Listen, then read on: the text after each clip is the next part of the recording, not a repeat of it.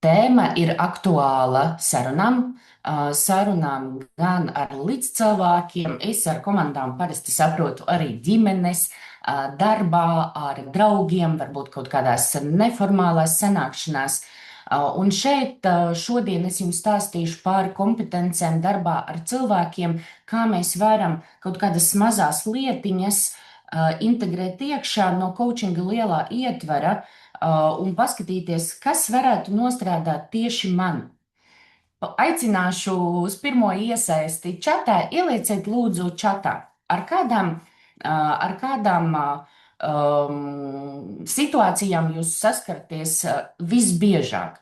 Pirmais - sarunas ar darbiniekiem. Varbūt jūs esat vadītājs vai vadītāja, ir nepieciešama individuālās tikšanās vai atgriezniskā saite, kaut kādu problēmu risināšana, sarežģītas situācijas. Varbūt jūs esat pārdošanas vadītājs vai projektu vadītājs, kaut kādas problēmas jārisina. Lēmumu pieņemšana. Iespējams, jūsu darbs un ikdiena ir saistīts ar lēmumu pieņemšanu, tad, kad patiesībā ir jāizvēlās A vai B virziens, vai mums darīt to vai to. Cilvēku attīstība. Iespējams, jūs esat HRs vai kāds cilvēks, kas strādā ar citiem cilvēkiem, treneris, coach, pasniedzējs, skolotājs. Tā skatos, kas mums ir visbiežāk. Nu, ļoti daudz parādās vieninieciņš, divnieciņš un trīnieciņš. Jā, fantastiski. Ielieciet arī lūdzu čatā, kāda ir jūsu loma darba vietā? Ko jūs darat? Profesija vai amats?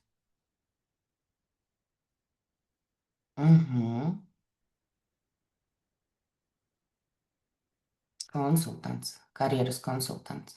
Tenisa trenere. Fantastiski. Starp citu, vai jūs zināt, ka coachings ir cēlies patiesībā no sporta un tieši no tenisa? Es varbūt šodien vairāk par to nestāstīšu, bet coachinga prasmes un paņēmieni viņi ir pielietojami dažādās sfērās, sākot no sporta, tur, kur patiesībā tie lielākie rezultāti tiek sasniegti nevis tehniski, fiziski izpildot, bet tad, kad cilvēks saskarās ar kaut kādiem ierobežojumiem, teiksim tā, savā domāšanā, vai pašuztverē, vai kaut kādi citi ierobežojumi, un tur, kur cilvēkam varbūt ir jāsaņemās un jāsameklē motivācija. Tieši tāpat kā darbā.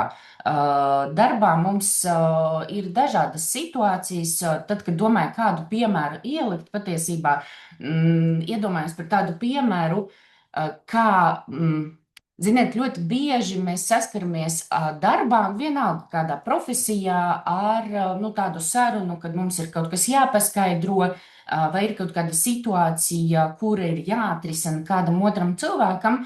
Un tad, attiecīgi, viens cilvēks skaidro otram, paskaidro vēlreiz, meklē kaut kādus vārdus, meklē citu pieeju, iedod tiešo padomu, dari tā, bet cilvēks vienalga nedara. Vai arī dara kaut kā tā, ka tas nenonāk līdz tam rezultātam, kas ir nepieciešams.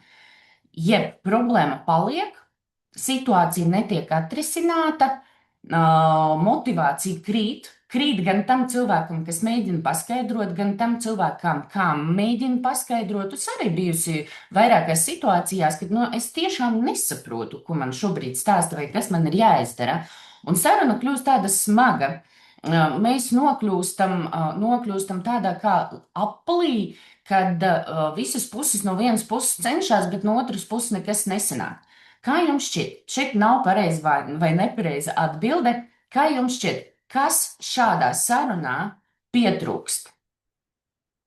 Jūsu idejas, uztaisam prātu vētru. Kas šajā sarunā pietrūkst, lai tiešām tā problēma tiek atrisināta, lai cilvēks izdara tā, kā ir nepieciešams, vai atrod savu veidu? Kā jums šķiet?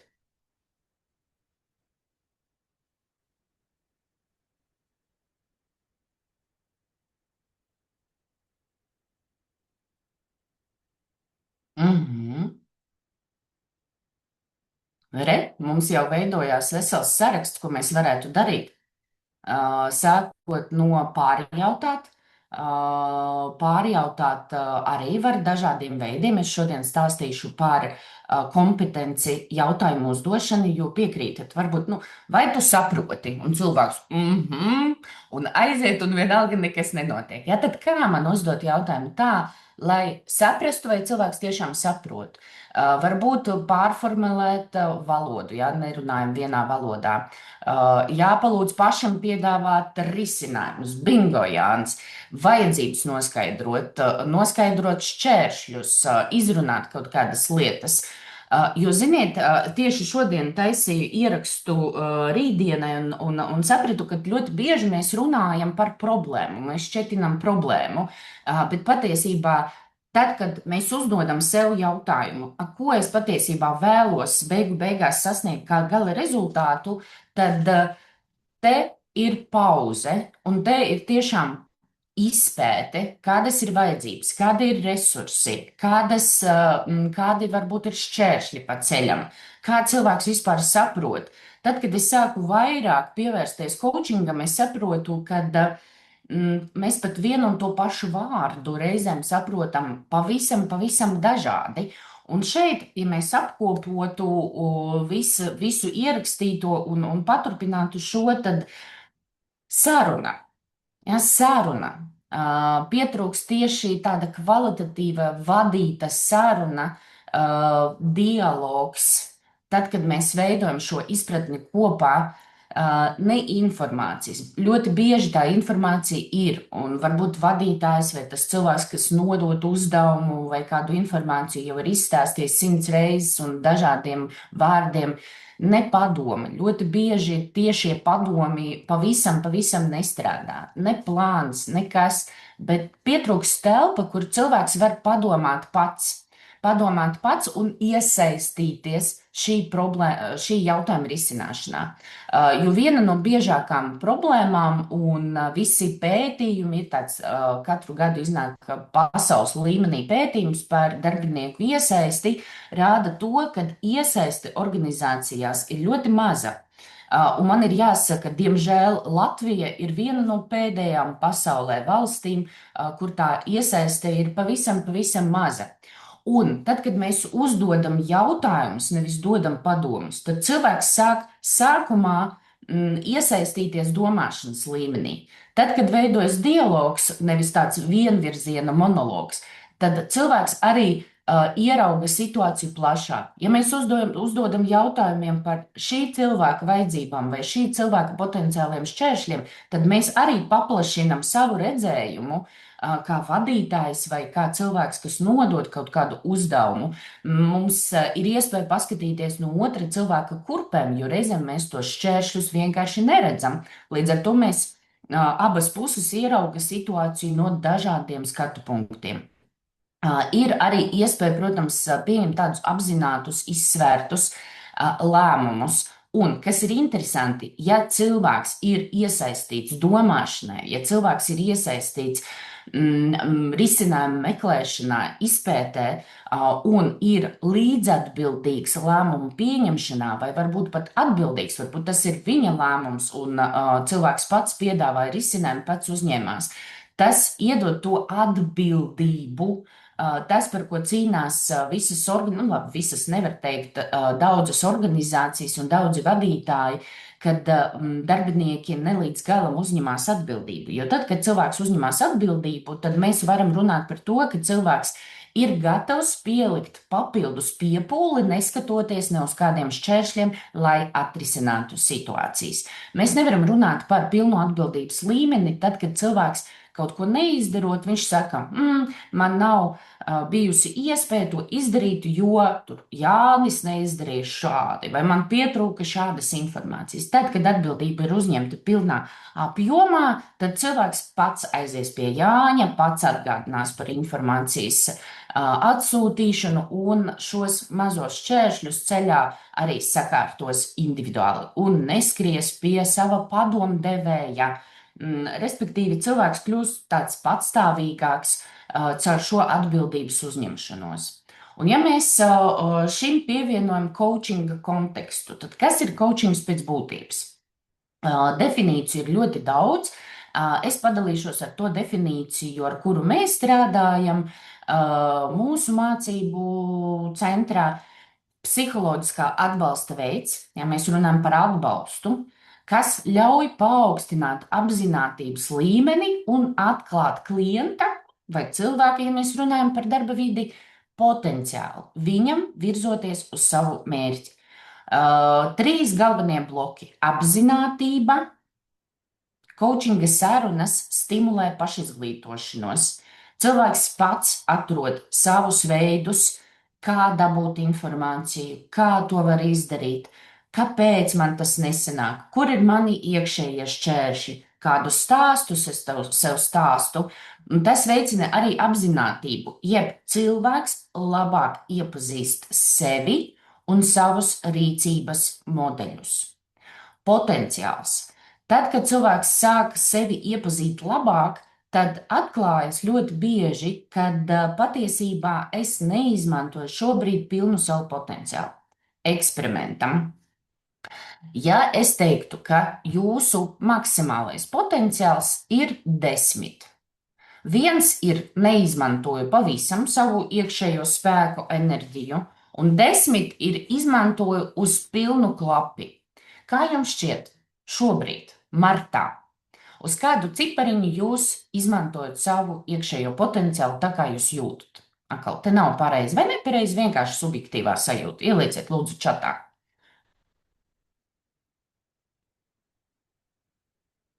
Jā. Aha.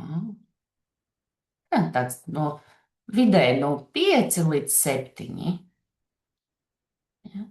Kas ir absolūti normāli.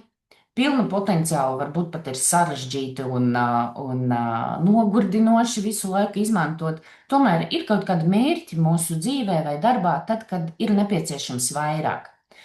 Un caur apzinātības celšanu mēs saprotam, kur tieši slēpjas šīs potenciāls. Jo reizēm mēs zinām kaut kādas savas stiprās puses, bet reizēm tās ir paslēptas no mums, mūsu prātā, un ar tādu kvalitatīvu sarunu, tad attiecīgi mēs ieraugam, kur tas potenciāls ir. Jautājums tīri teorētisks. Kā jums šķiet? Ja šobrīd ir 6, vai ja šobrīd ir 7, vai tur 3, kas notiktu jūsu dzīvē, ja jūs savu potenciālu paceltu un izmantotu pa 2 punktiem vairāk? Piemēram, ja ir 6, tad izmantotu pa 8. Kā jums šķiet, kas mainītos jūsu dzīvē?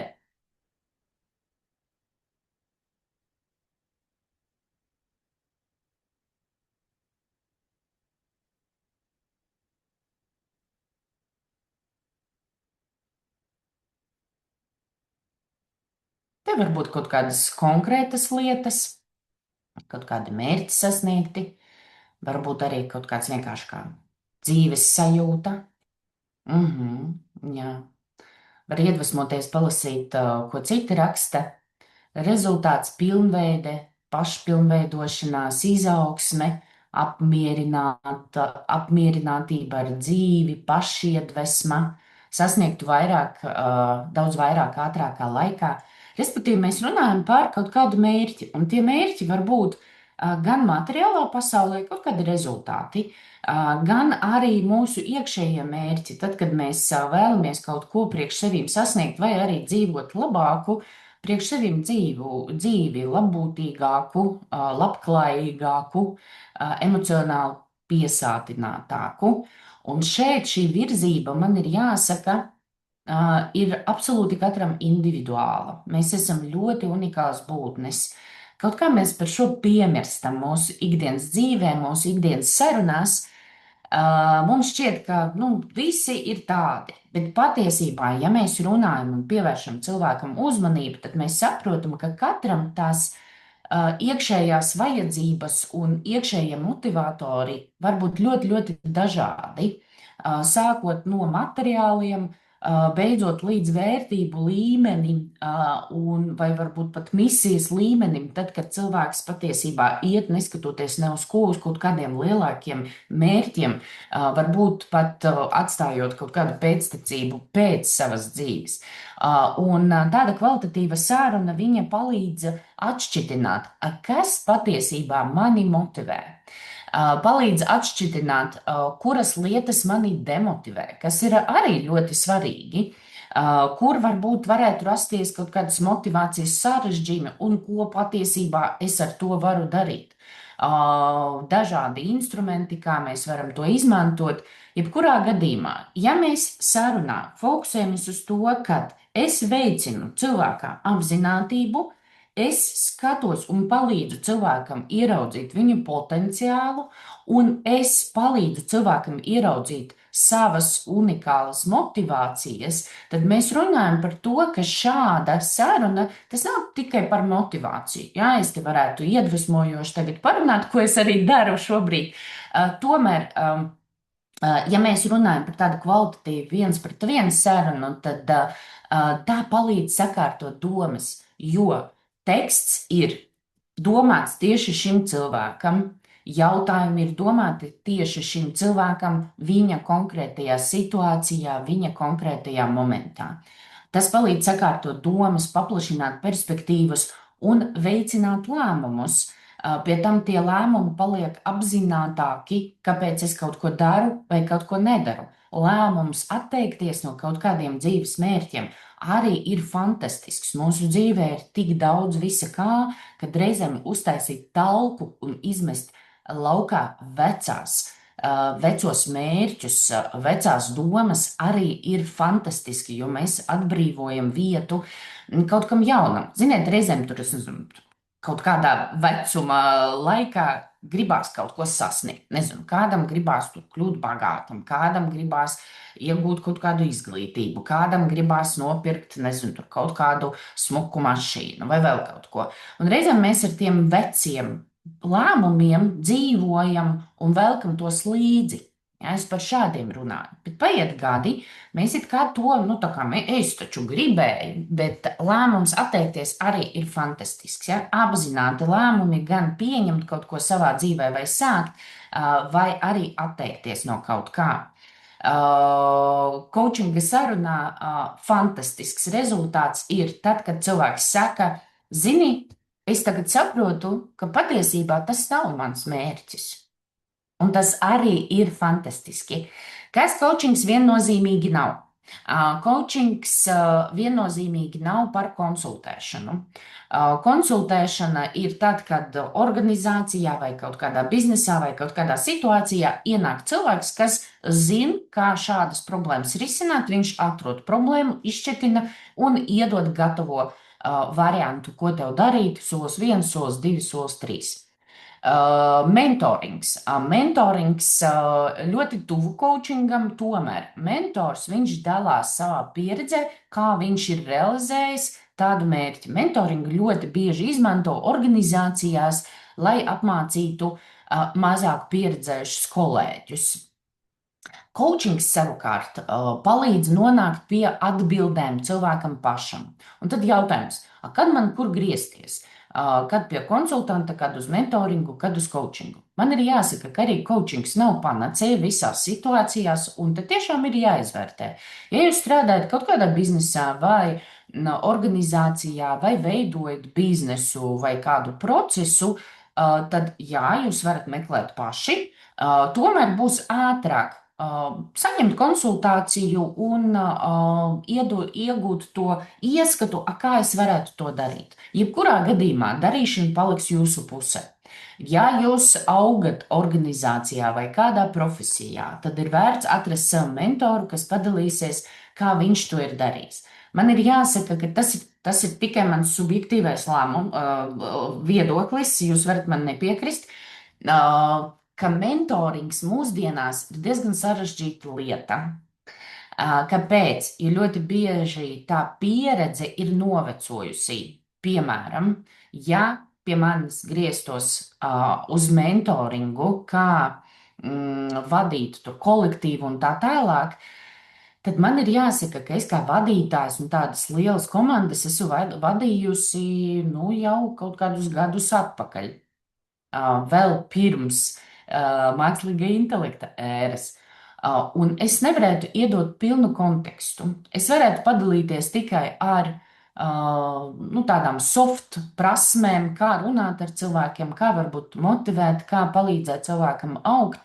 Bet kaut kādas lietas tīri par mākslīgā intelekta procesu sakārtošanu es tiešām nevarētu padalīties. Ja? Tā kā vienkārši būt uzmanīgi, kurā jomā tās zināšanas, ko cilvēks dalīsies, ir nu, aktuāls.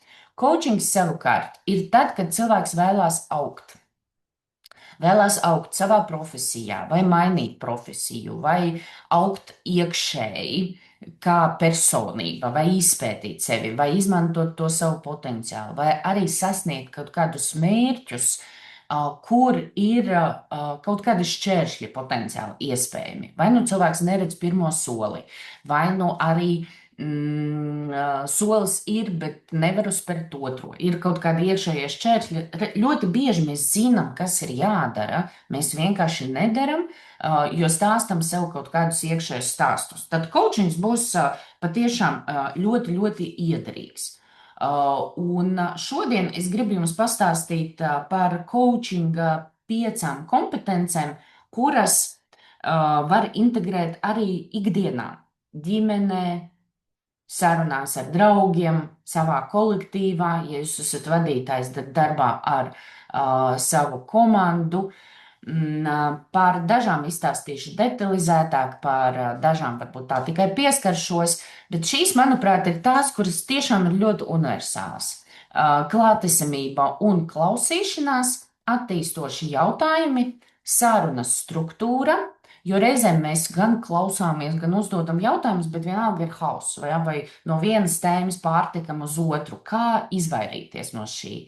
Darbs ar domāšanu ļoti bieži, tad, kad mēs runājam ar pašpilnveides vai cilvēku potenciālu celšanu vai motivēšanu, tad nav runa par kaut kādām materiālām, tehniskām lietām. Ne, ļoti bieži tur ir darbs ar domāšanu un darbs ar grupām. Labi, ja man ir viens cilvēks priekšā, ja man ir 5, un katrs ir uz savu pusi, kā tai pasakā ar līdeku, ja, tad ko man darīt? Kā man organizēt to procesu, lai mēs vienalga nonākam pie kopīgā rezultāta, pie tam katrs ir iesaistīts un katrs ir atbildīgs. Un par katru detalizētāk. Ja? Tad pirmā klausīšanās ļoti daudz cilvēki klausās, lai atbildētu. Nevis mēģina saprast, ko man patiesībā cilvēks saka, bet vienkārši klausās pauzi, kur var iesprausties, lai pateiktu savu viedokli. Nav ne labi, ne slikti. Jautājums ir, kurā situācijā es šobrīd atrodos. Ja tā ir vienkārši draugu pačalošana, kad mēs vienkārši dalāmies ar kaut kādu savu dzīves kontekstu, kas ir noticis, kas jauns un tā tālāk, labi. Bet ja mēs runājam par tādu kvalitatīvu sarunu, tad mums būtu jāiejūtās koča lomā, jo kočs klausās, lai saprastu.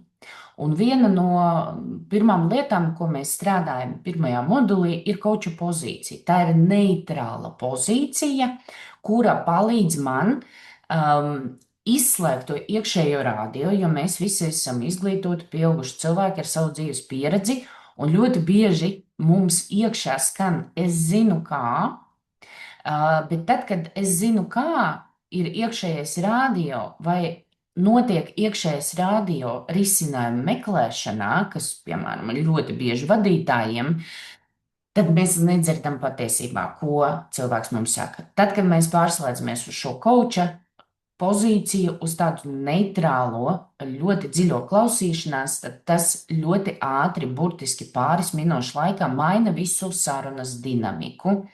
Kādas ir tādas biežākās kļūdas? Varat papildināt mani, ja nāk vēl kaut kas galvā čatā.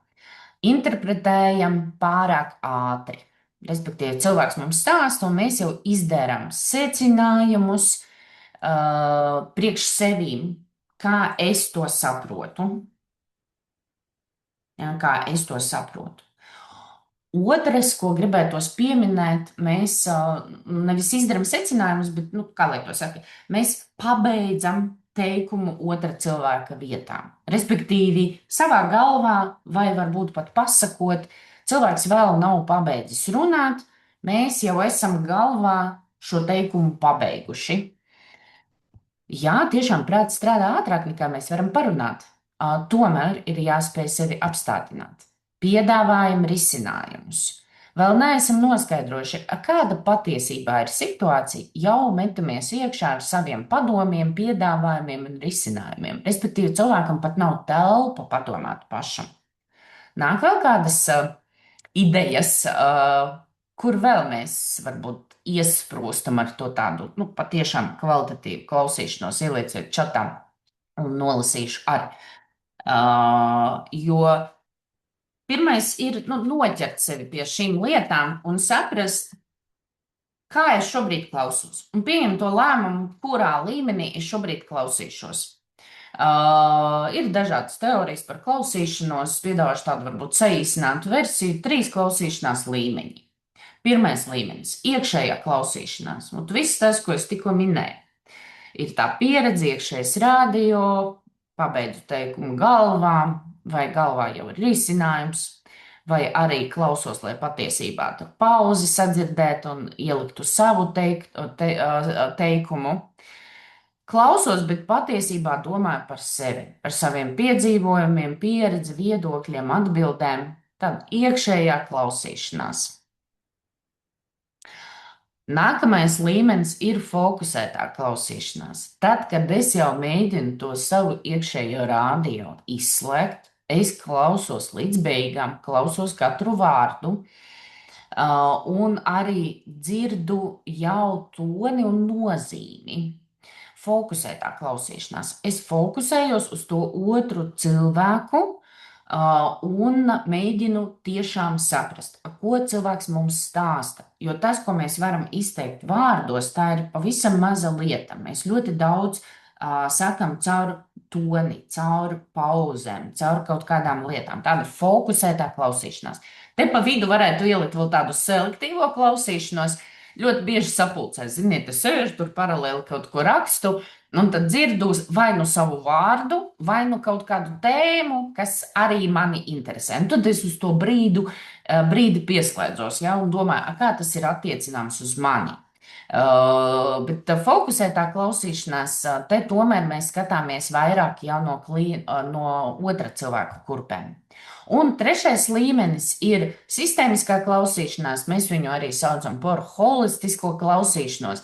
Tad, kad es pieslēdzu arī empātiju un tādu sistēmisku redzējumu, tad, kad es dzirdu un klausos un skatos uz to otru cilvēku, ne tikai tajā, ko viņš saka, bet arī kādas emocijas tur ir, kāds ir plašāks konteksts, kas patiesībā nav pateikts.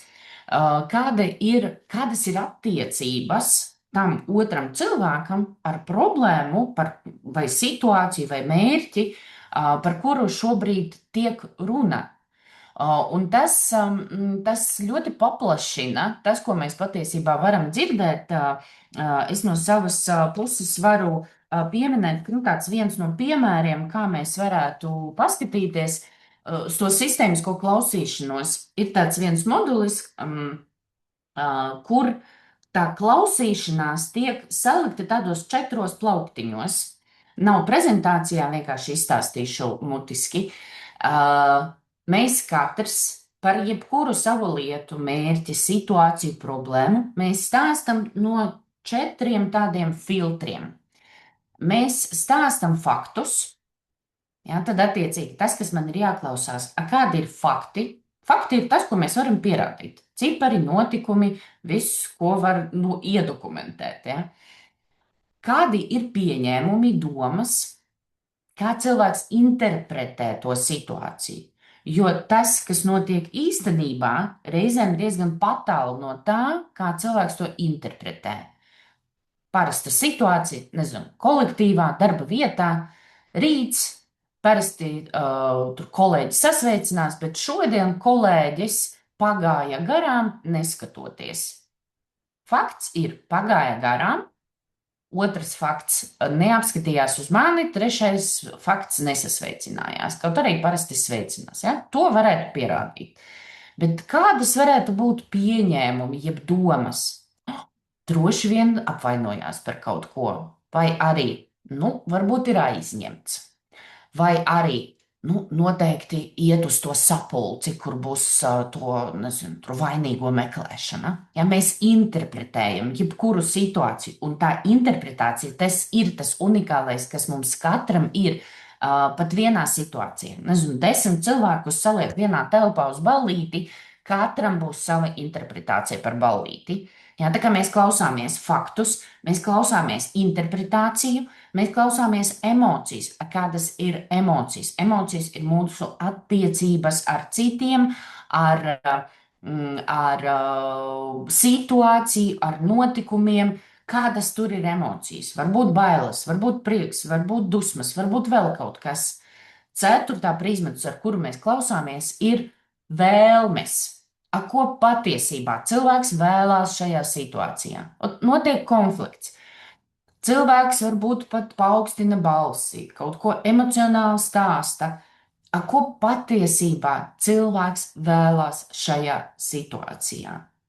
Diez vai tā patiesā vēlme ir sastrīdēties. Visdrīzāk tas ir vai nu būt sadzirdētam, vai nu panākt savu rezultātu, jo viņam tur ir kaut kāds personīgais labums, vai nu arī, nezinu, tur pasargāt kādu savu kolēģi. Kāds ir patiesais labums, ko cilvēks vēlās šajā situācijā? Bet to mēs nevaram sadzirdēt, tā kā fakti, interpretācija, emocijas un vajadzības, vēlmes. To mēs nevaram sadzirdēt, ja mēs patiešām neklausāmies ar visām savām maņām. Lai patiešām sadzirdētu, mēs nevaram būt tādi kā statujas. Nē, mums ir jāiesaistās. Aktīvā klausīšanās paredz iesaisti. Gan neverbālo, mēs atbalstam kaut kādā veidā cilvēku, gan arī verbālā, aha, un tā tālāk. Gan arī ar jautājumiem. Un šeit mēs pārējām pie otrās kompetences, attīstošie jautājumi, jeb atvērtie jautājumi. Mēs varam saukt viņus jebkā, bet šie jautājumi, viņi ir, teiksim tā, to mērķis ir veicināt apzinātību otrā cilvēkā, savu izpratni par situāciju, sameklēt tās īstās vajadzības, jeb motivāciju, paaugstināt potenciālu vai sameklēt kaut kādus papildus resursus. Un ļoti bieži īstais jautājums ir pat svarīgāks par pareizu atbildi. Nevienmēr cilvēks pat atbildēs. Iespējams, tā atbilde ir galvā, vai arī viņa atnāks vēlāk. Ļoti bieži situācija coachingā vai kaut kādos treniņos, tad, kad tiek uzdots kaut kāds jautājums, un cilvēks varbūt arī nezina to atbildi šobrīd, bet tā domāšana viņu neapstājas. Cilvēks aiziet mājās, varbūt ierauga kaut kādu informāciju sociālos tīklos, vai ar kādu parunā par šo tēmu, vai arī vēl kaut kas notiek, un tā atbilde atnāk pēc tam. Ja, tā kā jautājums ir jautājums, būs arī atbilde jautājums, kad.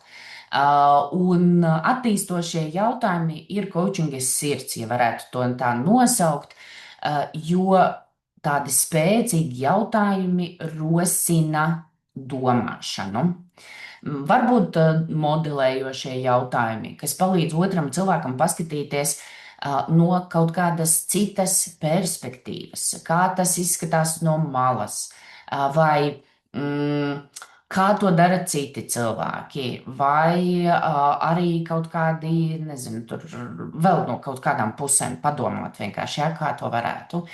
Jautājumi, šaubas vai jautājumi izaicinājumi. Tad, kad cilvēks, ļoti bieži to var izmantot, tad, kad cilvēks saka, es nekad, tas nav par mani, visi, vienmēr un tā tālāk. Ja? Un šeit mēs varam arī nedaudz draudzīgi, cieņpilni izaicināt, ja? Kurās situācijās tas tomēr notiek. Cilvēks saka, man nav drosme. Ja? Kurās situācijās tev bija pietiekami drosme, lai pabeigtu? Ja? Un tāds jautājums šaubas, jo visi vispārinājumi, viņi nav attiecināmi parasti uz visām situācijām un notikumiem. Jautājumi precizējumi. Es varu sadzirdēt, bet arī es klausos caur faktiem, pieņēmumiem, interpretācijām, savām emocijām un savām vajadzībām. Līdz ar to es varu arī pārprast jautājumu precizējumi, kas tieši šeit ir domāts. Kaut kādi transformējošie jautājumi, tad, kad mēs noņemam kaut kādus šķēršļus. Man ir bail, kas būtu iespējams, ja nebūtu bail. Tas arī uzreiz paplašinošie jautājumi, vai nu caur to piemēru, ko es tikko pateicu, vai arī par resursu kaut kādu transformāciju vai pievienošanu. Un coachingā mēs runājam parasti par atvērtiem jautājumiem tieši ar nolūku, lai cilvēks iesaistās. Jo slēgtie jautājumi ir pēc būtības tādu brīvību atņemoši, un katrs slēgts jautājums jau ietver iekšā sevī atbildi. Jā vai nē, melns vai balts. Tādi nedaudz manipulējošie šie jautājumi ir. Jautājums nav labi vai slikti jautājumi. Jautājums ir, priekš kam šobrīd es uzdodu šo jautājumu, ar kādu nolūku. Un skaidrs, ka brokastīs no rīta ģimenē neviens neuzdos jautājumu, ko tu ēdīsi šodien brokastīs. Savādāk varētu arī iebersties. Bet darba vietā, tādā kvalitatīvā sarunā, būtu vērts atteikties no slēgtiem jautājumiem un pārformulēt par atvērtiem. Tas arī palīdzēs to jauno šķautni ieraudzīt un paplašināt. Gribu padalīties ar vienu ļoti tādu spēcīgu jautājumu. Aicinu arī izmēģināt, kāda varētu būt jūsu atbilde šobrīd. Ja jums ir kaut kāda situācija vai problēma vai notikums, kuru jūs šķetināt vai gribētu šķetināt, atrisināt, kaut ko sasniegt, pamēģiniet padomāt nevis par pašu problēmu, bet par to, kas šajā situācijā jums šobrīd ir pats svarīgākais. Kas ir vissvarīgākais?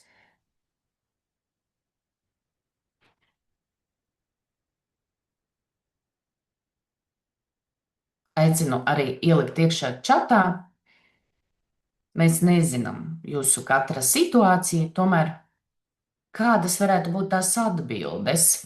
Kas šajā situācijā tev šobrīd ir pats svarīgākais?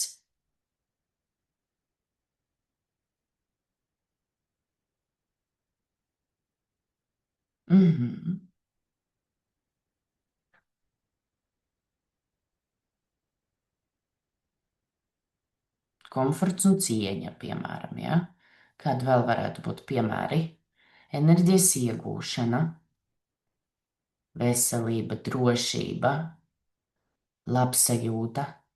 Katram būs savs. Pat vienā un tajā pat situācijā atrodoties un, piemēram, kolektīvam pajautājot par kaut kādu problēmu šo jautājumu, mēs dabūsim dažādas atbildes. Un šeit būs katra iekšējais dzinulis. Un šeit jau mēs varētu turpināt ar citiem jautājumiem. Mēs varētu pašķitināt, kas šobrīd šo sajūtu pastiprina vai tieši otrādi samazina. Kādi šķēršļi ir, kādi resursi ir, lai risinātu nevis pašu situāciju pat sanāk, bet lai panāktu, ka tas svarīgākais ir. Jo ļoti bieži, tad, kad mēs ejam no savas pieredzes un tieši koncentrējamies uz situācijas risināšanu, mēs par šādām lietām aizmirstam. Vai arī, ziniet, to pašu situāciju var risināt dažādi. Svarīgākais ir, lai tas svarīgākais paliek un tiek nodrošināts, lai netiktu piemirsts. Ja? Tā kā, kas šajā situācijā tev šobrīd ir pats svarīgākais, es tiešām iesaku šo jautājumu atcerēties. Un tad, kad pienāk kaut kāda diena, kad ir sarežģīti, kad ir jārisina kaut kāda problēma, tad nepalikt tikai rīcības līmenī, bet padomāt arī par to iekšējo sastāvdaļu, kāda tur ir iekšējā sastāvdaļa. Un, ja mēs runājam tālāk par jautājumiem, tad te man gribētos arī pieminēt tādu lietu, kā mm, kad ir starpība padoms vai jautājums. Jo darba vidē tīpaši mēs esam pieraduši risinājumus birdināt kā pupas. Tev kaut ko pajautā, tu uzreiz iedod risinājumu, ir padomus, dari šādi, dari šādi. Tomēr it īpaši, ja cilvēkam ir kaut kāda problēma, tad varētu būt gan tāda neizpratne. Cilvēks vai nu nodievelē šobrīd manas emocijas, var rasties tāda sajūta, vai arī var rasties kaut kādas aizsardzības, mani nesaprot, ja, vai nesaprot manu situāciju. Kaut kādi pretargumenti iekšā rodās. Notiek tāda cīņa. Nē, tu nesaproti. Ja, tas nav iespējams, vai es nevaru šādi izdarīt. Un, jebkurā gadījumā, ļoti bieži iedodot padomu, mēs nonākam situācijā, ka cilvēks īsti nav apmierināts, viņš nav sadzirdēts, viņam notiek iekšējā cīņa, un visa enerģija aiziet tā vietā, lai viņš meklētu risinājumus un tomēr kaut kā mēģinātu šo situāciju labot, viņa aiziet uz šo iekšējo cīņu vai arī cīņu ar jums. Tāpēc padomi nevienmēr strādā. Un, ja mēs runājam par coachinga kontekstu, tad mēs padomus vispār nedodam. Un pirmajos divos moduļos studenti parasti tiešām ar šo savu ieradumu, mēs vienkārši esam tā ieradumu, kā ieradumu izveidojuši, cīnās un mācās nevis dot gatavo atbildi, bet caur jautājumiem veicināt cilvēka apzinātību un paša izpratni. Tas ir viens tāds konteksts. Otrs konteksts, ko es gribētu iedot, ir bildē. Es šo bildi ļoti bieži staipu līdzi dažādās prezentācijās, jo viņa, manuprāt, ideāli parāda, ka reizēm iedodot padomus, gribot labāk, mēs patiesībā nodaram otram cilvēkam ļaunumu vai nu neiedodam pietiekamā apjomā. Skatāties, žirafe ir ūdenī, un tur citiem zvēriem saka, nāciet iekšā, te nemaz nav dziļi. Un, attiecīgi, ja šie zvēri, kā jūs redzat, labs, zaķīts, un tā tālāk ietu iekšā, tad viņi nemaz nevarētu tikt līdz tai vietai, kur ir žirafe, jo viņiem ir pa dziļu. Vai nu kompetence neatbilst, vai nu zināšanu līmenis, vai nu iekšējā sagatavotība neatbilst. Savukārt mēdz būt arī otrādi. Iekšā ūdenī stāv zaķīte, un žirafei saka, nāc, nāc, iekšā šeit ir līdz kaklam, tieši atvēsināsies. Žirafe ienāk un līdz pat potītei nav. Ja? Kas tas bija pa padomu? Respektīvi, mūsu pieredze, izglītība, iekšējā sagatavotība, iekšējā viedums arī ir dažādos līmeņos. Līdz ar to es tiešām padomātu, dot vai nedot padomus, jo tie var būt pavisam neatbilstoši. Plus, caur padomu mēs varam nonākt pie tā pirmā bloka, kad cilvēks sāk uztvert, ka mani nesaprot, ja? Vai mani nesaprot manas emocijas, vai mani negrib klausīties. Tā vietā, lai dotu padomu, mēs varam to pārformulēt par atvērto jautājumu. Piemēram, kas šajā situācijā tev patiesībā ir visgrūtākais? Un es aicinu uz to situāciju, kuru jūs jau pašķetinājāt, kas ir vissvarīgākais, paturpināt un ielikt čatā otru atbildi. Tajā konkrētajā situācijā, par kuru jūs iedomājāties, kas ir visgrūtākais?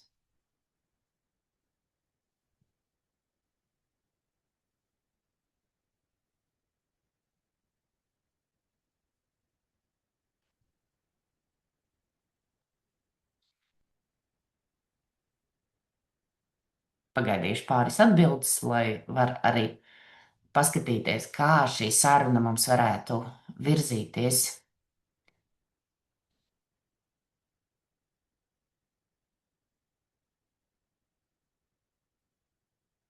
Aha, izprast otru cilvēku grūtākais panākt, lai manī ieklausās, neziņa par ieguves avotu. Kas vēl tāds varētu būt grūtākais? Likt sajust atbildību, darīt. Un atkal katram var būt savs. Vienā un te pat situācijā katram cilvēkam var būt arī savi šķēršļi. Reizēm tie ir materiālajā pasaulē, reizēm tie ir iekšējie. Mēs esam kā šie zaķītes, tur lapsiņa, žirafīts un tā tālāk. Ja? Un ar vienu jautājumu arī darbā ar grupu mēs varam noskaidrot arī kaut kādus potenciālos šķēršļus. Ja? Līdz ar to mums jau ir uztaisīta izpēte tajā konkrētajā situācijā, kas ir vissvarīgākais jums. Ir izpētīta nedaudz, kas ir tas šķērslis. Ja? Un mēs jau varam iet tālāk. Ja? Mēs jau varam iet tālāk un izmantot jau varbūt kaut kādas citas struktūras. Es šodien arī padalīšos ar vienu sarunu struktūru, caur kuru var iziet cauri un nonākt arī līdz kaut kādam pirmajam solītim. Ja, piemēram, Inga un rakstīja, spērt pirmo soli. Tur arī ir tā jautājuma vērtība, jo padoms dod virzienu, bet jautājums dod īpašumtiesības. Ja cilvēks pats atšķetina, kā viņam tikt galā ar savu šķērsli, ar savu grūtumu, ja cilvēks pats saprot, kas viņam ir vissvarīgākais, ja cilvēks pats atrod atbildes uz visiem jautājumiem un izdomā, kā, tad mēs panākam to, ka cilvēks uzņemās atbildību, rīkoties un darīt arī uz priekšu. Vienu mazu instrumentu arī no jautājumu sfēras padalīšos ar jums. Ļoti universāls skala. Es jums šodien jau uzdevu šo jautājumu. Iekšēji novērtēt to savu potenciālu izmantošanu, bet kā viņu vēl varētu izmantot, varbūt ne tik bieži tas paņēmiens. Sākumā mēs uzdodam jautājumu no 1 līdz 10. Cik lielā mērā tu esi gatavs vai gatava to izdarīt? No 1 līdz 10. Ielieciet lūdzu čatā, cik lielā mērā jūs savu situāciju vai problēmu esat gatavi risināt, izdarīt.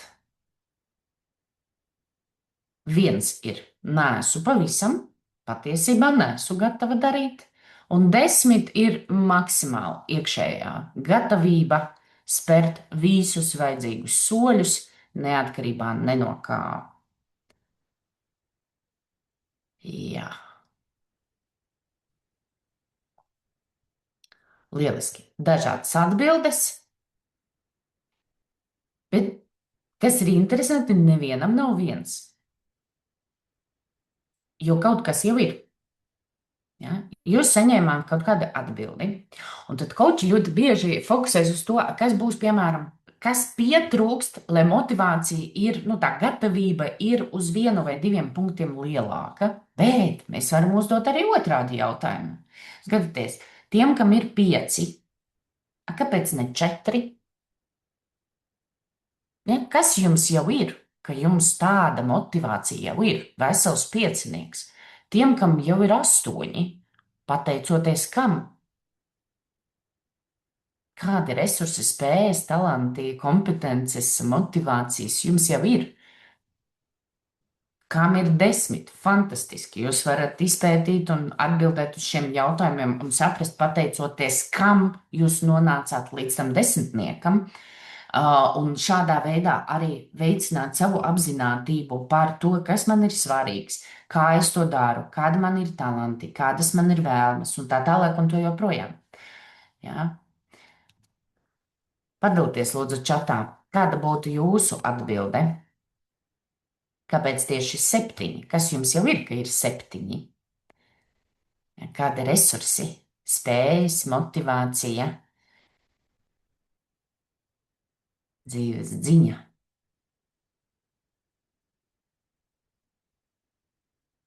Jā.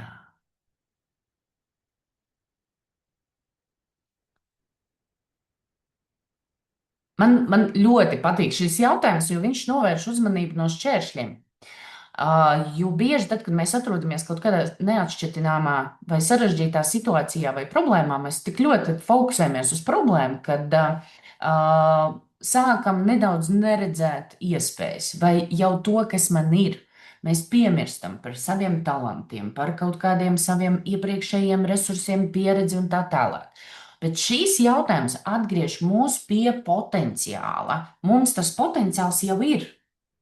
Pateicoties, kam viņš jau mums ir, ko mēs varam no tā visa izmantot, ja? Pieredzi, piemēram, un tā tālāk. Un šeit es jau varētu izmantot jautājumus un uzdot jau tādus unikālus jautājumus katram.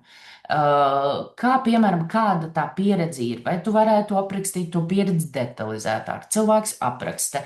Tad es varētu uzdot jautājumus, kā to savu iepriekšējo pieredzi līdzīgā situācijā, par kuru tu tikko stāstīji, kā tu vari pielietot šīs situācijas risināšanā. Ja, tā kā tāds ļoti interesants jautājums, nedaudz atžgārns, bet palīdz ieraudzīt to savu neizmantoto potenciālu, jo viņš man jau ir. Bet tāds klasiskais, par kuru parasti vairāk atcerās, ir tas pats. Jūs jau atbildējāt, ja? Piemēram, jūsu konkrētajā situācijā ir tur trīnieciņš vai piecinieciņš vai septiņi, kādam ir 10. Jebkurā gadījumā. Tā kā mēs sākumā atbildam sev uz jautājumu, tad piefiksējam šo numuriņu, un nākamais jautājums ir, kas palīdzētu šo skaitli pacelt pa vienu punktu? Tiem, kam ir, piemēram, 7. Kas palīdzētu pacelt 7 uz 8? Kam ir 10? Kas palīdzētu pacelt 10 uz 11? Ja? Tas var būt kaut kādas pavisam elementāras lietas, nezinu, tur. Varbūt termiņš ir pa tuvu, varbūt tas pirmais solis ir pa lielu, varbūt nav panākta vienošanās ar partneri vai ir vēl kaut kas, kas palīdzētu, varbūt kaut kāda informācija trūkst, kas palīdzētu pacelt skaitli pa vienu. Ja? Ielieciet lūdzu čatā, kāda būtu jūsu atbilde.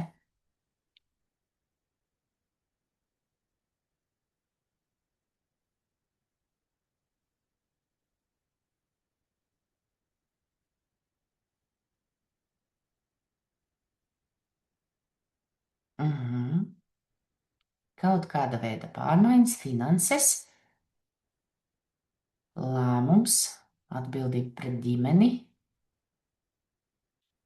Jā, un šeit jau rodas kaut kādas saziņas, un mēs jau varam sākt domāt un uzdot sev jautājumus, kā es šīs lietas varu dabūt, kā es varu šīs lietas nokārtot, kā es varu dabūt tās dažas stundas laika.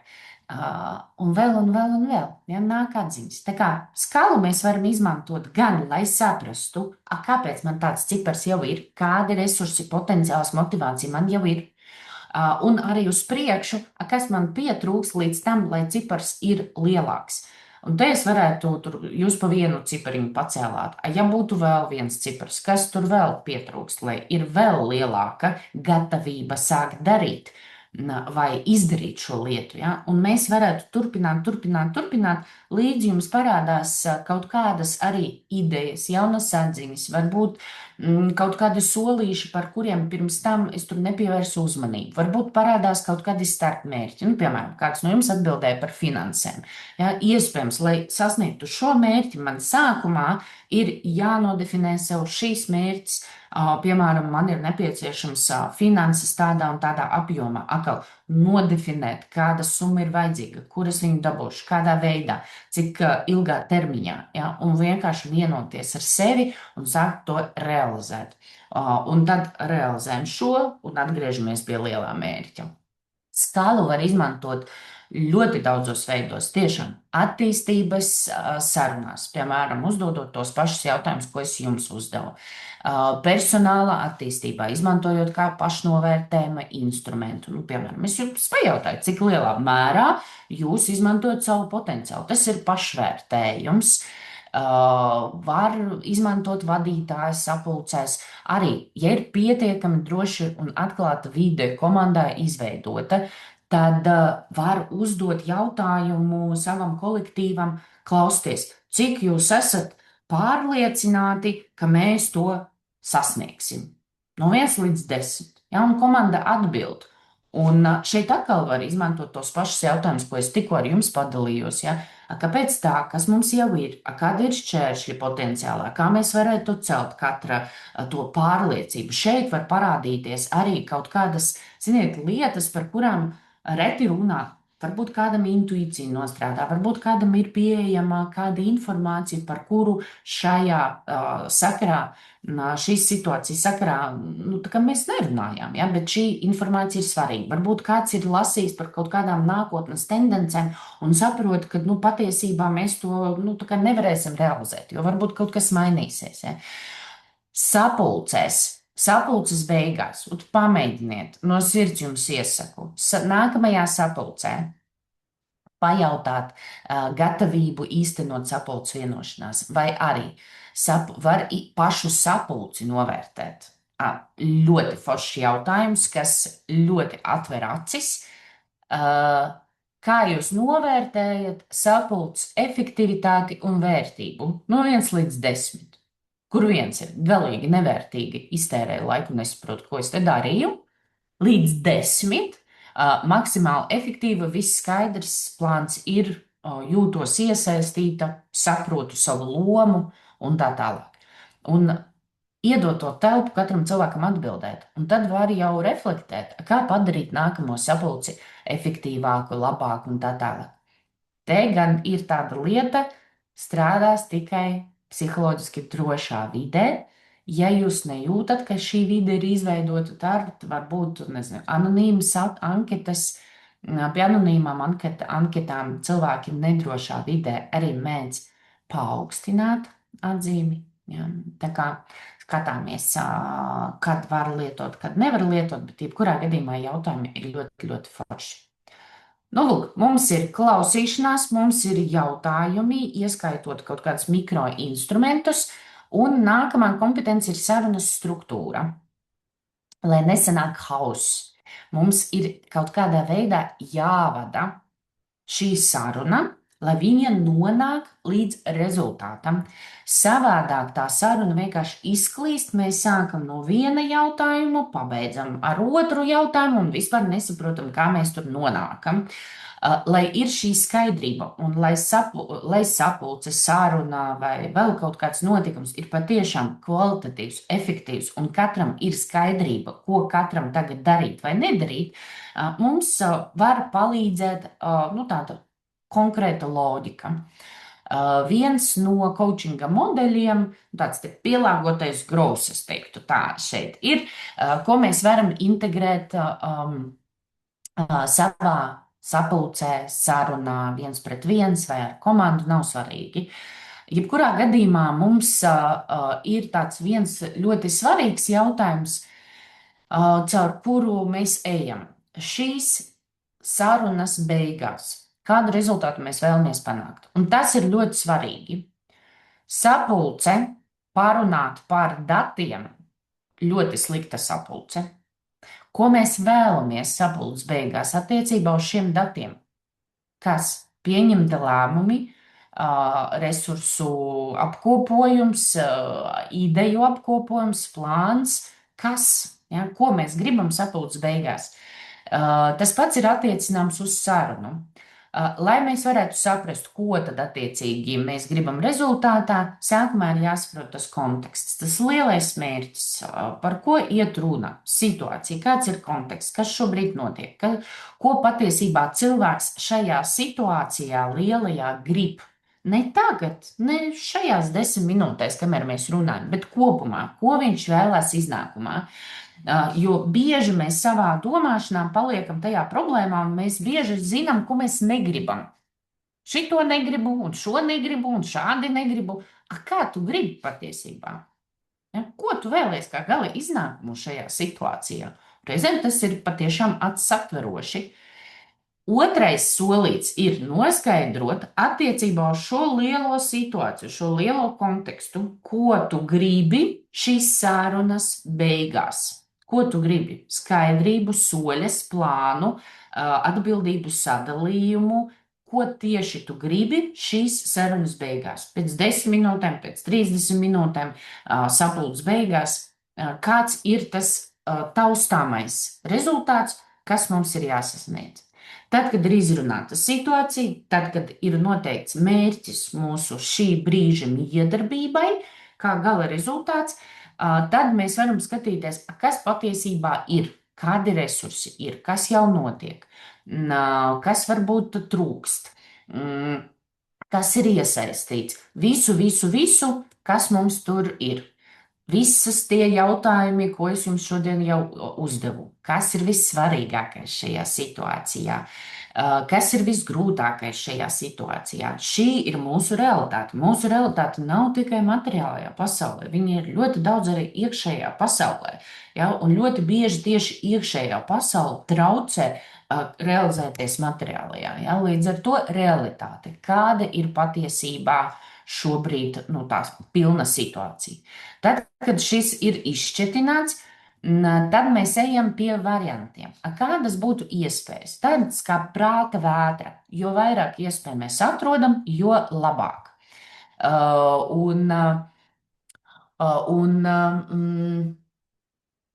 Tas ir grūti.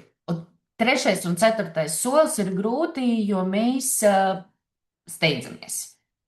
Steidzamies uz to risinājumu, uz lēmumu, bet kā pieredze rāda, ja mēs veltam pietiekami daudz uzmanības trešajam un ceturtajam solim un pie variantiem neapstājamies pie pirmā, kas ienāca galvā, tad pirmām kārtām mēs iegūstam elastību, jo varbūt var izdarīt vieglāk vai kvalitatīvāk vai mazāk kvalitatīvāk, bet arī būs labi. Vai no kaut kāda cita cilvēka kurpēm varētu būt vēl kaut kādas idejas. Un pat ja mēs paņemam šo savā realizācijas plānā, un ja neizdodas, mums ir vēl.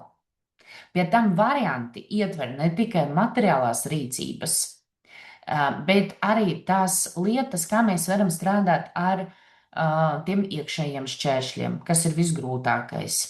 Arī ar tām lietām, kas mums ir svarīgi, tās lietas, kuras jums ir svarīgas, ja? Kādi būtu varianti to sasniegt esošajā situācijā, ja? Tajā situācijā, par kuru jūs domājat. Tad, kad varianti ir visi izdomāti, tikai tad tiek pieņemts lēmums. Parasti šeit coach vada šo sarunu apkopo, ja, un paprasa, labi, ko tad tu darīsi?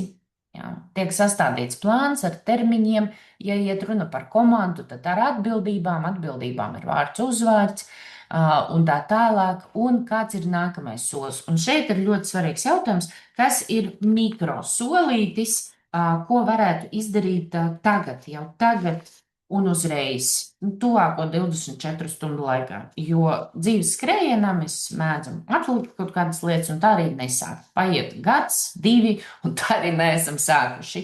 Un kā piemērs, man šobrīd ir jāsagatavo vienu projektu ietvaros liela dokumentu paka, un tur tiešām ir daudz, un man tā nepatīk, ak, Dievs. Un es jau vakar sapratu, ka es sāku šo lietu atlikt, bet man tas ir svarīgi.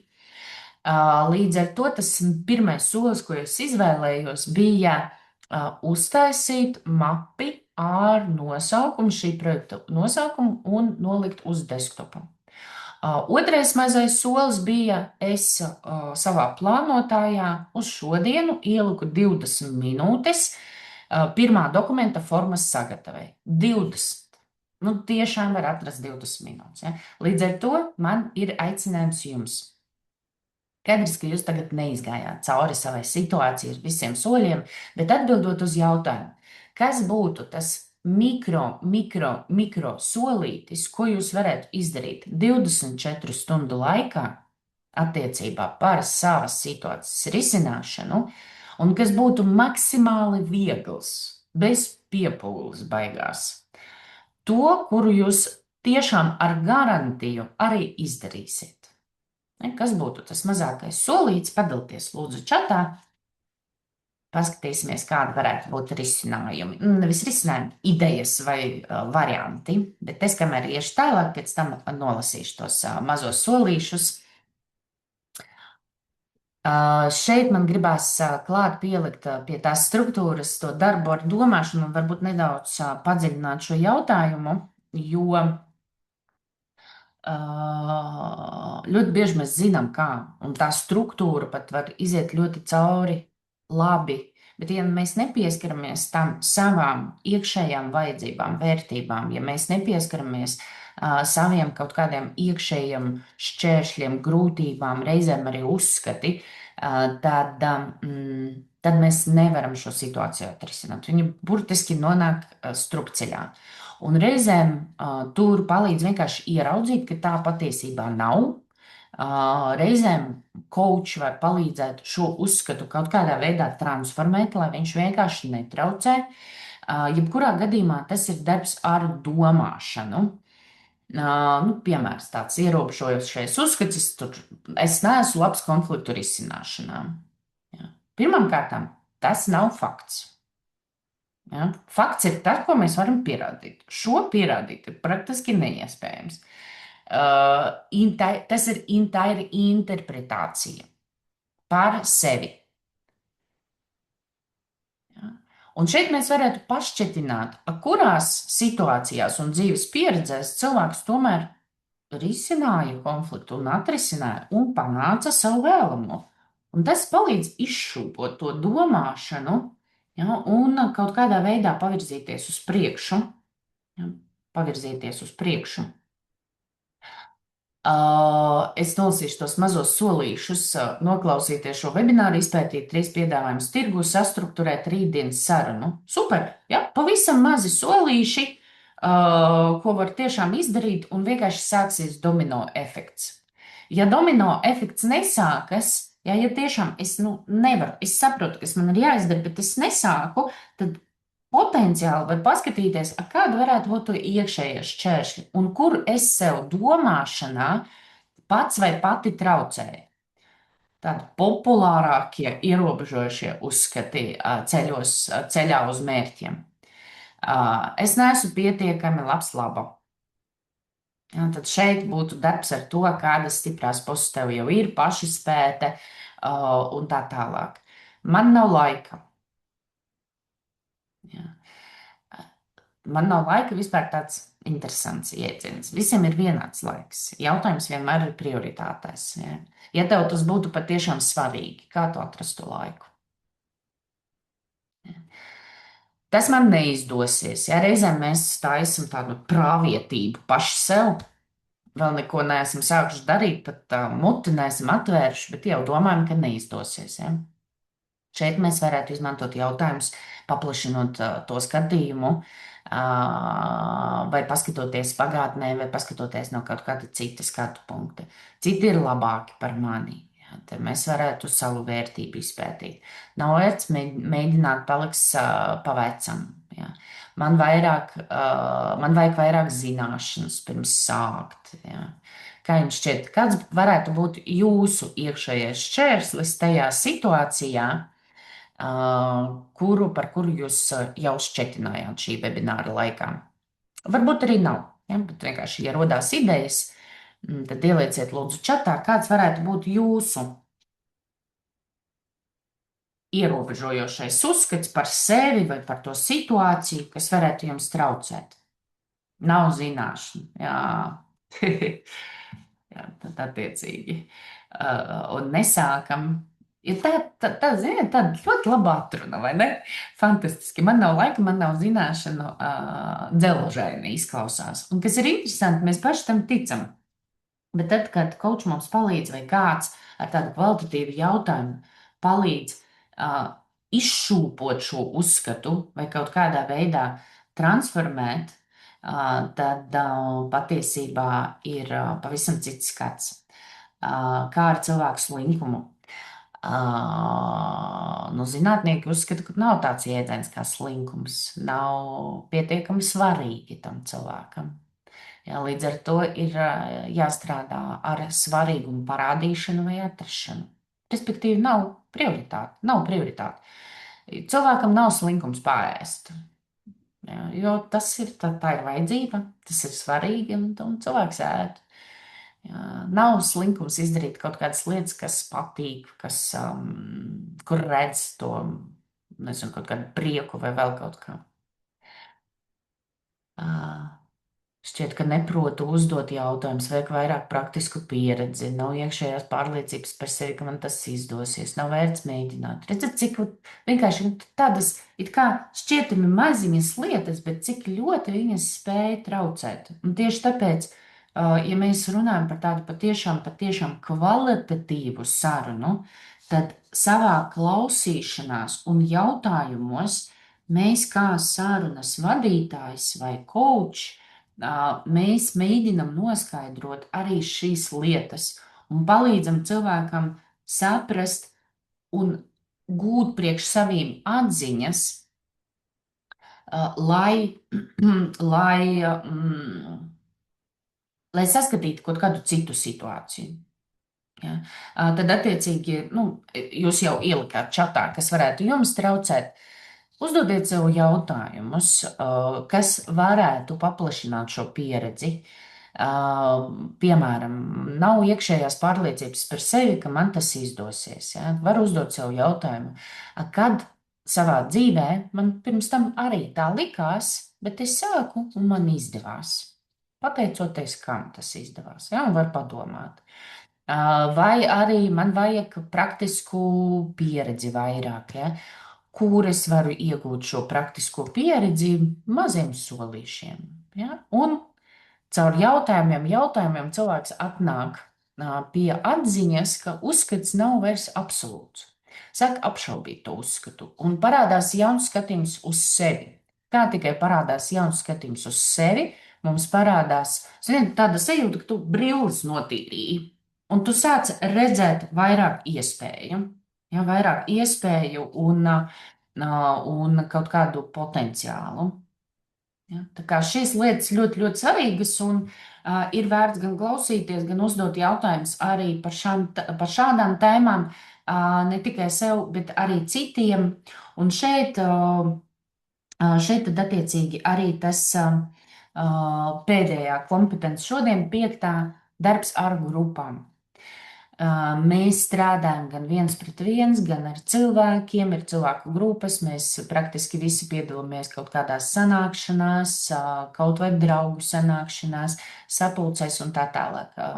Reizēm mums ir nepieciešams to arī vadīt, vai nu sapulci, vai nu kaut kādu notikumu, vai treniņu, vai nezinu, kaut kādu darbnīcu, jebkas. Un grupā ir spēkā gan tās individuālās lietas. Katram no mums tur ir savas vajadzības, katram no mums ir savi šķēršļi. Mēs vēl esam ļoti dažādi pēc temperamentiem, uzvedības, pieredzes, zināšanu līmeņā, kā mēs iedarbojamies ar citiem, kā mēs jūtamies šajā grupā un tā tālāk. Respektīvi, grupā parādās kaut kādas spēles. Kāds vairāk klusē, kāds vairāk tieši runā, kāds pārņem visu to sarunu uz sevi un pietrūkst kaut kādas citas perspektīvas. Līdz ar to cilvēks, kas strādā ar grupu, viņš iegūst vēl papildus prasmes pie tām, kuras es jau pieminēju. Un tās prasmes, tur ir diezgan daudz, bet pieminēšu tāds, varbūt tās svarīgākās, iesaistīt visus.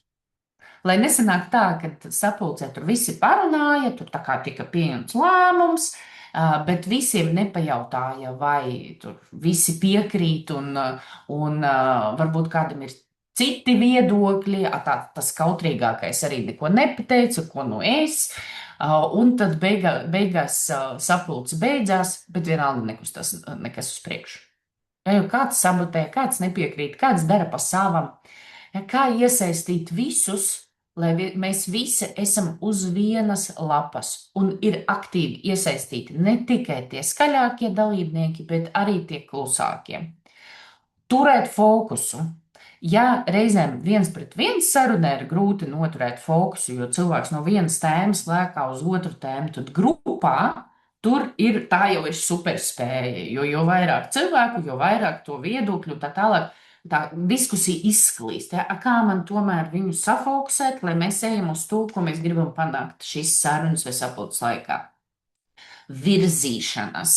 tāda funkcija, caur jautājumiem, caur instrumentiem, caur kaut kādu secīgu soļu skaitu, varbūt pat vai kaut kādiem papildus instrumentiem.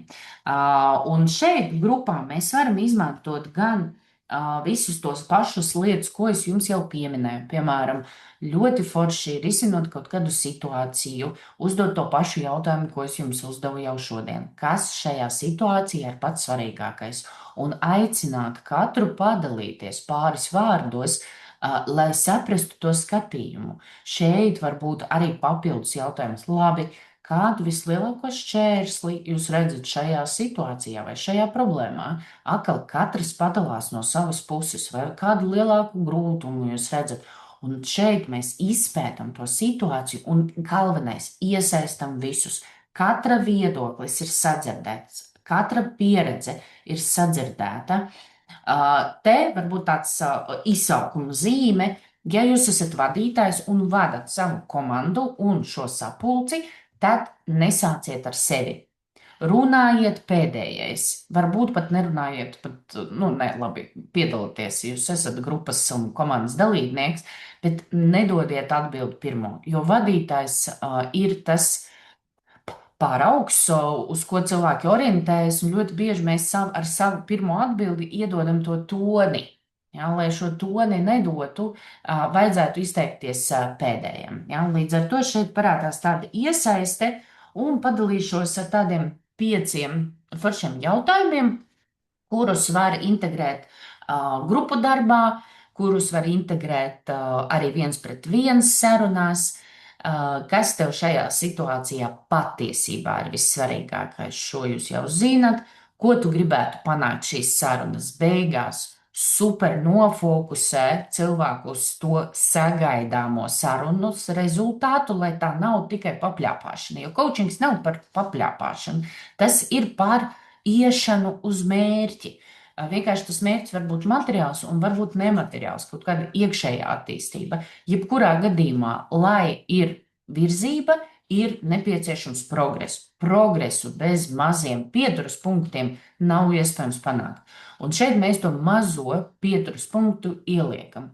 Kāds tev šeit ir lielākais izaicinājums?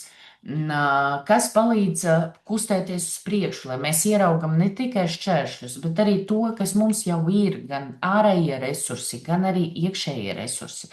Un, kas ir vissvarīgākais, kas būs tavs nākamais mazais solītis, ko tu vari izdarīt tuvākajā laikā. Jā, tā kā tā. Mans mazais jautājums jums ir. Jūsu mazais solis šī webināra ietvaros, lai zināšanas nepaliek gaisā, lai viņas sazemētu, lai viņas integrētu savā ikdienā, ir jāsāk izmantot. Līdz ar to man ir jums jautājums, nevis par jūsu situāciju, bet par to kontekstu, par kuru es šodien dalījos.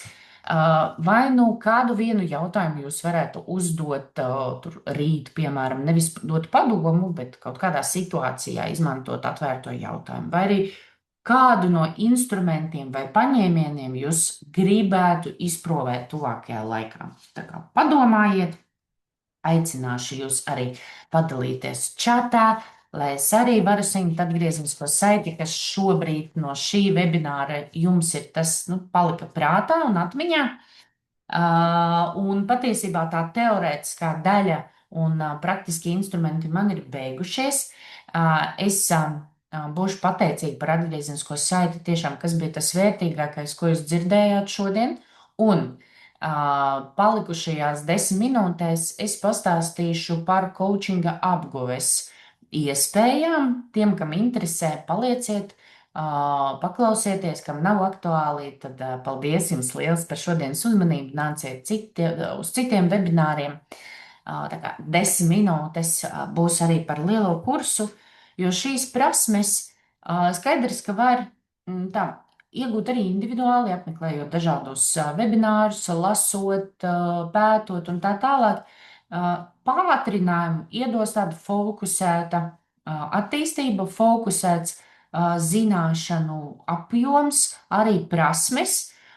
Un šeit tas, ko tas, par ko es šobrīd stāstu, ir coachinga apmācību lielās programmas, un viņas sākas septembrī, viena grupa klātienē, otra grupa tiešsaistē. Un ko mēs tur darām? Mēs mācāmies gan teoriju, coachinga metodoloģiju, respektīvi kaut kādas lietas es jums šodien jau pastāstīju, bet tur, protams, ir daudz vairāk. Gan arī strādājam praksē, jo coachinga kompetences nav iespējams apgūt nedarot. Tur ir daudz praksi, un kompetences veidojas atkārtoti, atkārtoti, atkārtoti. Līdz ar to mēs strādājam individuāli, viens pret viens sesis mums tāds formāts kā trīnieciņi, kur arī katrs saņem atgriezonisko saiti no kolēģa, kas jau izdevās, ko nākamreiz varbūt pieskatīt, vai kādi būtu ieteikumi, tur varbūt nākamreiz, ja, un kaut kāds atbalsts arī. Un arī grupu un komandu coachings. 4., 5. un 6. modulis mums ir veltīti tieši grupām un tām superspējām, kas ir nepieciešami, lai strādātu ar lielāku cilvēku daudzumu. Un 7. un 8. modulis ir darbs ar domāšanu. Uzskati, vērtības, lomas, identitāte un tā tālāk. Ja? Tam varētu būt noderīgs šis kurs. Vispār man tā gribās skaļi pateikt visiem, jo kurs tiešām ir ļoti transformējošs, jo pirmām kārtām notiek tās visas lietas pašas ar sevi. Man aug apzinātība, es saprotu savu potenciālu, es iepazīstu sevi vairāk, es caur to praksi, mēs jau praktizējam uz sevi, uz saviem mērķiem, es eju ātrāk uz saviem mērķiem, tā kā notiek ļoti liela iekšējā transformācija. Bet, ja mēs runājam par labuma došanu citiem cilvēkiem, vai tur rezultāta sasniegšanu kaut kādās sarunās, tad noteikti komandu vadītājiem šobrīd es skatos arvien vairāk sludinājumos parādās prasību vadītājiem coachinga kompetences vai coachinga prasmes. Kāpēc? Jo tas ir par grupu tādu kvalitatīvu vadīšanu, par sarunu kvalitatīvu vadīšanu. Ja? HR un citiem speciālistiem, kas strādā ar cilvēku attīstību, te viss ir par sarunām. Ja. Attīstības profesionāļi šeit var būt, nezinu, tur kaut kādi pasniedzēji, treneri, karjeras konsultanti, darbnīču vadītāji, jebkādi cilvēki, kas strādā ar cilvēku attīstību, jebkurā jomā. Un topošie koči ir cilvēki, kas vēlās kļūt par coachiem un strādāt un veidot savu praksi šajā virzienā, tad attiecīgi arī var pievienoties. Runājot par programmu, jūs, protams, varat iepazīties ar programmu, un es aicinu tiešām to arī diezgan pilnvērtīgi arī iepazīt www.metacoach.lv sadaļā pie pasākumiem. Jūs atradīsiet abas programmas. Un tur var izpētīt, kas katrā modulī ir iekļauts iekšā. Tā varbūt lielos vilcienos. Pirmais modulis ir viss par pamatiem. Pamati, lai uzbūvētu pēc tam to milzīgo māju, mums ir nepieciešams labs pamats. Līdz ar to šeit ir viss coachinga filozofija, vērtības, pieeja, klausīšanās, mēs trenējam, izjūtam uz sevīm, kā ir klausīties dažādos līmeņos, atvērtie jautājumi, citi valodas instrumenti, jo coachingā ir arī citi valodas instrumenti, ne tikai atvērtie jautājumi. Šeit ir izpratne par to, cik ļoti mēs esam dažādi, un galvenais coachinga modelis, kas ir grow. Otrajā modulī mēs ejam tālāk, mēs paplašinām instrumentu kasti ar dažādiem citiem instrumentiem, tādiem kā dzīves līdz rāplis, strateģiskā coachinga sesija, darbs ar ieradumiem. Reizēm mēs nevaram vai grūti sasniegt kaut ko, jo ir ieradumi. Viens no populārākiem ieradumiem sociālie tīkli. Ja? Tad nevaru atrast laiku, jo patiesībā sēžu sociālos tīklos. Ja? Kā man mainīt šo ieradumu? Trešais modulis. Coachings ir par brīvību, par prāta brīvību, par radošumu, par kreativitāti, jo elastīgāks ir coacha prāts, jo vairāk cilvēks ir spējīgs dot otram. Līdz ar to Trešais modulis, 2 dienas, ir veltītas dažādām radošuma metodēm, tehnikām. Vairākas no tām arī izmēģinam, izprovējam uz sevīm, kā strādā metaforas. Ļoti, ļoti interesanti. Viens no maniem mīļākajiem moduļiem. Ceturtais modulis - darbs ar grupām un komandām. Vispār, ar ko atšķirās grupas un komandas? Sāksim ar to. Grupas dinamika. Katra grupa veidojoties, iziet cauri dinamikām, reizēm iesprūstot kaut kādā fāzē, konflikti, kā viņus risināt, kā palīdzēt cilvēkiem nonākt līdz kopīgiem risinājumiem un kā vispār coachinga sarunu organizēt cilvēku grupā. Piektajā modulī mēs turpinām praktizēt, saņemt atgriezenisko saiti, kā iet un tā tālāk. Un piektajā modulī ir iestrādāts arī tāds neliels bloks par treniņu un apmācību vadīšanu. Nav noslēpums, ka coachiem un arī vadītājiem nevienmēr ir pieeja tādam klasiskam coachinga sarunas modelim. Reizēm mēs dalāmies ar savām zināšanām, un tad attiecīgi coachiem ir īpaši bieži tas ir kā biznesa sastāvdaļa. Kopumā pasaulē ļoti maz coachi strādā tikai kā coachi, ļoti bieži arī kā pasniedzēji.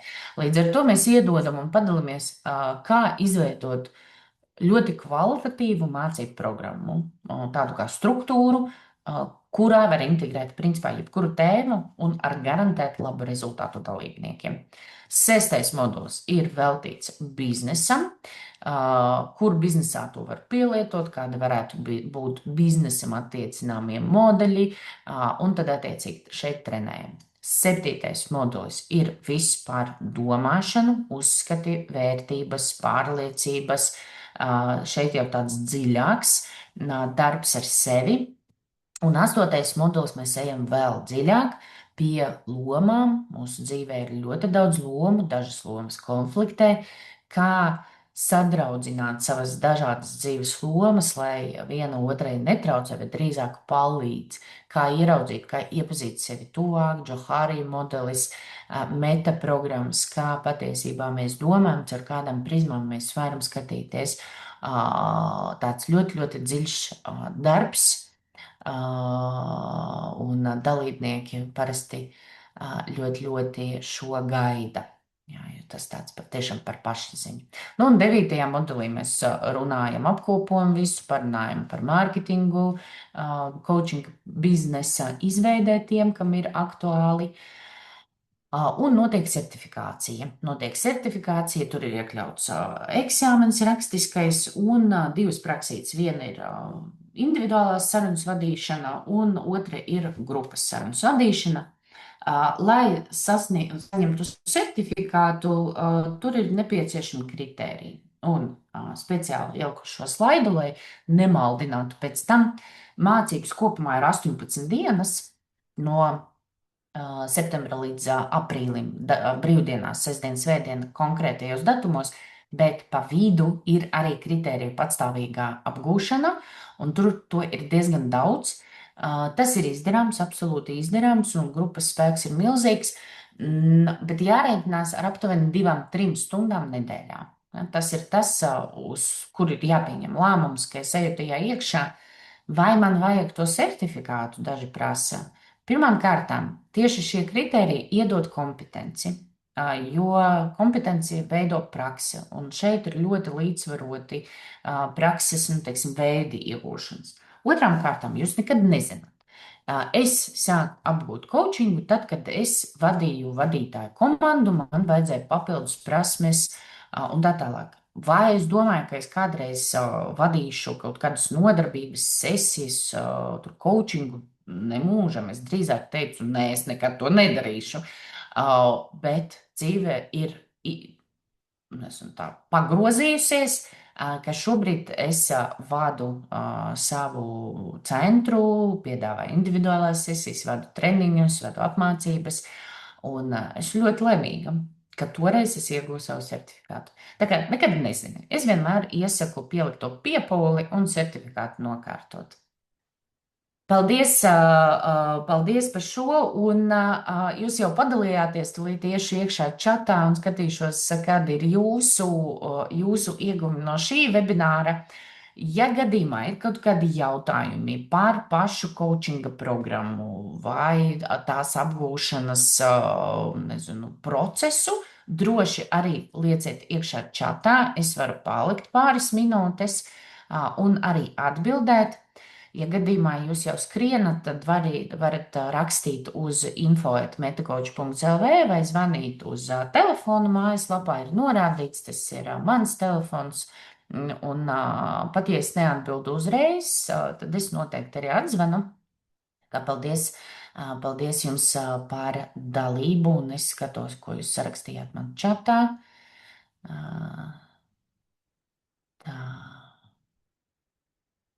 Mhm. Super, paldies. Paldies. Ja ir kādi jautājumi, lieciet iekšā čatā.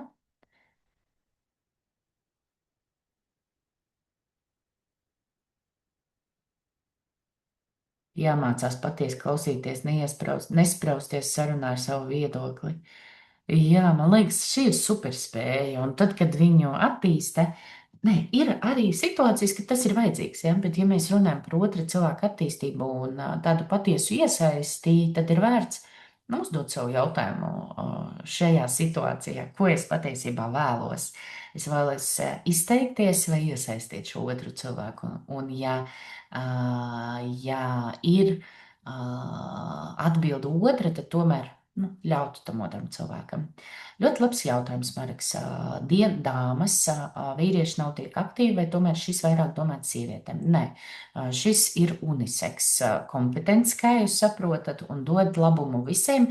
Vienkārši tā ir sanācis, kad sievietes vairāk tam veltu uzmanību un laiku.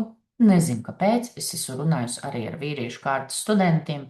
Viņi ir šokā, kāpēc tā, jo viņi saka, ka tas ir vajadzīgs visiem. Parasti grupā ir 3, 4 vīrieši un pārējās sievietes. Grupā vidē ir 21 cilvēks parasti. Ja, no 15 līdz 21 skatoties kā kuru gadu. Bet tā.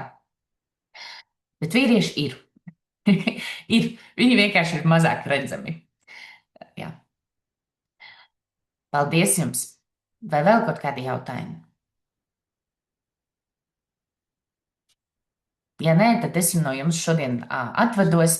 Nāciet nākamnedēļ, pirmdien mums ir paredzēts webinārs par kā mēs paši uzturam savas problēmas sistēmā, par organizāciju sistēmisko domāšanu vadīs man kolēģi Joanna. www.metacoach.lv var paskatīties un pieteikties. Ļoti interesanta tēma, kā paskatīties uz organizācijas problēmām no cita skatu punkta, no ieradumu. Un tāpat kā mums ir uzskati, tā arī organizācijām ir kaut kādi paterni, kas mums traucē kaut kādas problēmas risināt. Mēs paši tās problēmas arī uzturam. Tad Jona dalīsies par to, kā to pamanīt un kā šīs lietas risināt. Tā kā gaidīšu ciemos arī nākamā pirmdiena. Jā, Jānis, super. Ikdienā ļoti daudz strādāju kā coach, līdz šim pat nezinot, kā to sauc, un apsveru iet pilno programmu, lai to strukturēti izdarītu. Jā, starp citu, šī atziņa ļoti bieži parādās arī vadītājiem. Tad, kad viņi iet coaching apmācības, tad viņi saka, ah, bet es šo ikdienā daru, bet caur informāciju, caur tādu kvalitatīvu praksu vienkārši nāk to apzinātība, kāpēc tieši tas dod rezultātu. Vai arī, kā var vēl uzlabot, piemēram, šo metodi vai instrumentu, ko es jau lietoju, lai tas dod vēl labāku rezultātu. Jo reizēm, ziniet, viens un tas pats instruments lieliski strādā vienam un absolūti nestrādā otram. Ja, kā apzināti pielāgot savus jautājumus, kā apzināti pielāgot sarunu struktūru dažādām vajadzībām. Tā kā tiešām tā ir. Ļoti daudz. Mēs to ikdienā darām. Katrs no mums arī māk klausīties, ja grib. Un māk uzdot arī jautājumus. Jā.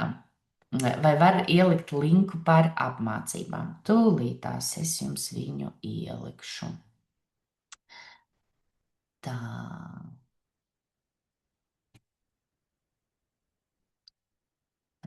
Tā, sekundīti. Te būs klātienes, un tūlīt ielikšu arī otru.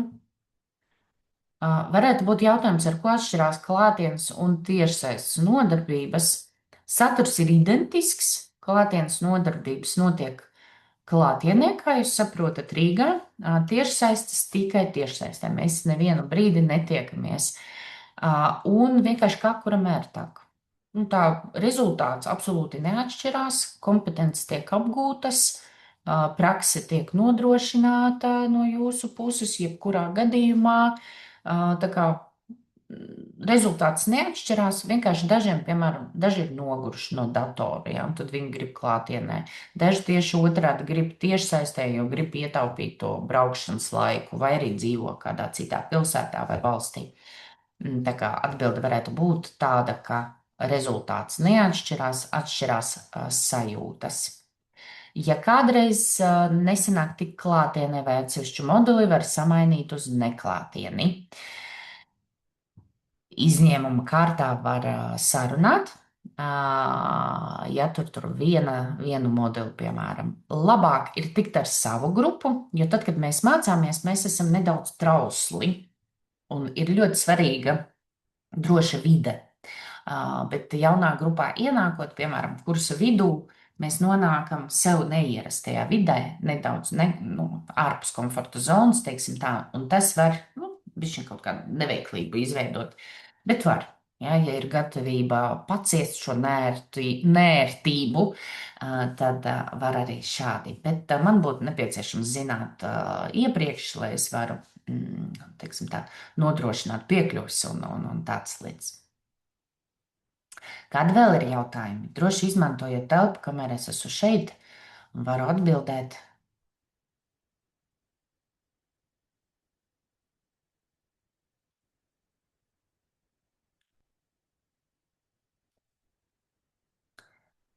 Labi, es skatos, ka palika jau pavisam maz cilvēki. Es šodien tad noslēdzu mūsu webināru.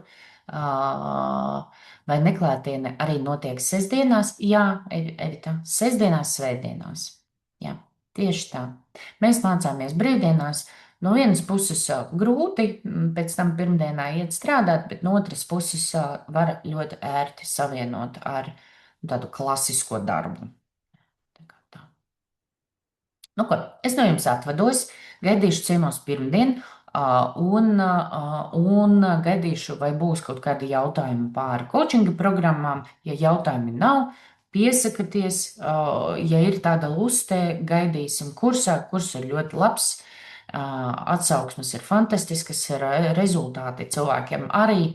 Tā kā varu to apliecināt arī ar savu pieredzi. Es biju pirmajā grupā, kas metakočā mācījās šajā programmā, un es esmu ļoti gandarīta ar tiem rezultātiem, kas man ir bijuši gan kursa laikā, gan arī pēc tam. Tā kā no sirds iesaku. Paldies jums, atvados no jums šodien un tiekamies citreiz!